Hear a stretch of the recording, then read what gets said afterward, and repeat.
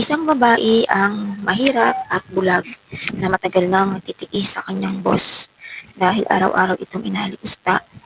Tiniis niya ito dahil alam niyang mawawalan siya ng trabaho. Isang gabi ay nagbago ang lahat. Nakipagkwentuhan siya sa kanilang gwardya at makalipas ang ilang oras sa pakipagkwentuhan ng gabing iyon ay bigla siyang tinanong ng lalaki.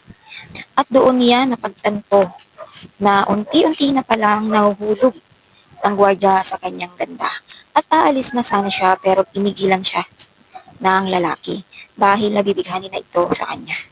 Ngunit bigla na lang bumuhos ang ulan kaya naman na nantili ito at tumatagal ang kanilang pag-uusap ay unti-unti na silang nahuhulog sa isa't isa. Isang gabi ay sumunod ang kanyang boss sa bahay nila at pilit siya ginagawa ng masama.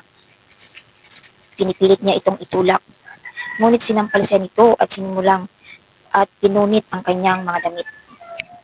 Pero mismo oras na iyon ay dumating ang gwardya. Galit na galit siya nito. Sinuntok at itinaboy ang kanyang boss papalabas. Ngunit sa halip na magpasalamat, ito natakot ang babae na mawalan siya ng trabaho. Kaya nagsalita ang lalaki. Sinabi at hindi niya na kailangang magtrabaho pa. At ako na ang mag-aalaga sa iyo. Akala ng babae ay awa lang yon. Ngunit araw-araw, siya nitong binabantayan ng lalaki. Hanggang isang araw ay binigyan siya nito ng isang tuta.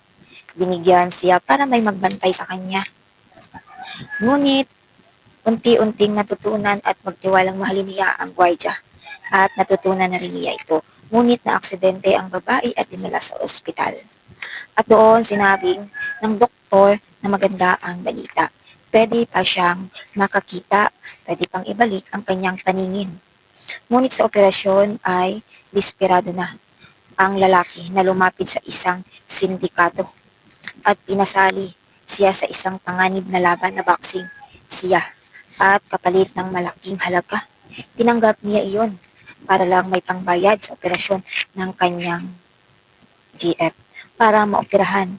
Kinatubahan ang babae, baka hindi niya muli makikita ang lalaki.